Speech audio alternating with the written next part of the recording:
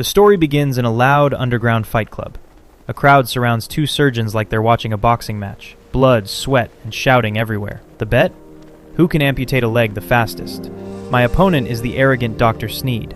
He thinks I'm just a reckless gambler with a scalpel. He's wrong. The moment the clock starts, I move fast. Faster than anyone expects. Steel flashes, the crowd roars, and before anyone realizes it, the leg is gone. I win the bet. The crowd cheers like I'm some kind of hero, but victory doesn't last long.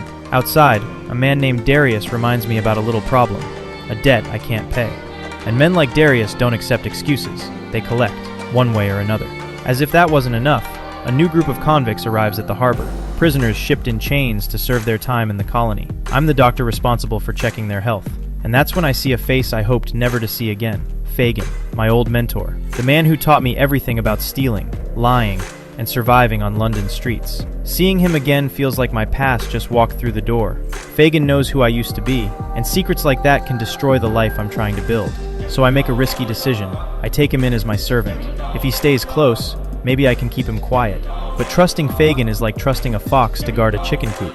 Meanwhile, high society in Port Victory has its own drama. A brilliant and rebellious woman named Lady Belle Fox has no interest in the boring marriage her sister is trying to arrange for her. Instead, she's fascinated by medicine, something women are not supposed to study. When we meet, I quickly realize she's different, curious, sharp, fearless, and she's very interested in something I've been talking about, a dangerous new medical idea called ether anesthesia, a way to make surgery painless. But there's a problem.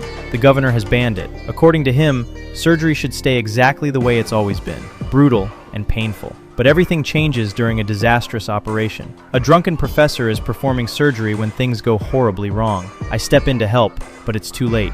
The patient dies. That failure stays with me. So when a young boy later needs surgery on his leg, everyone assumes the only solution is amputation. Except Lady Belle challenges me. She believes we can save the leg if we use ether. The operation will happen during a grand party at the governor's mansion. A room full of rich guests watching history unfold. If I fail, my career is finished. If I succeed, everything could change. Ether fills the air. The boy falls asleep peacefully.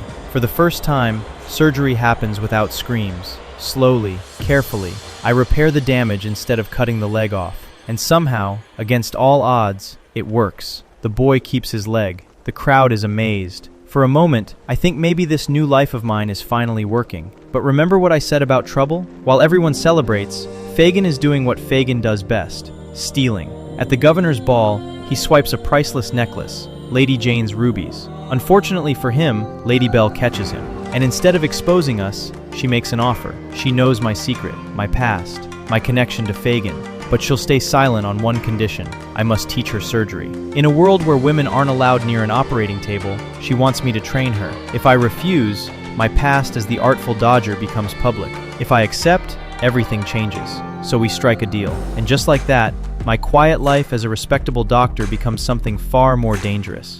Because the Dodger's past isn't done with him yet, not even close.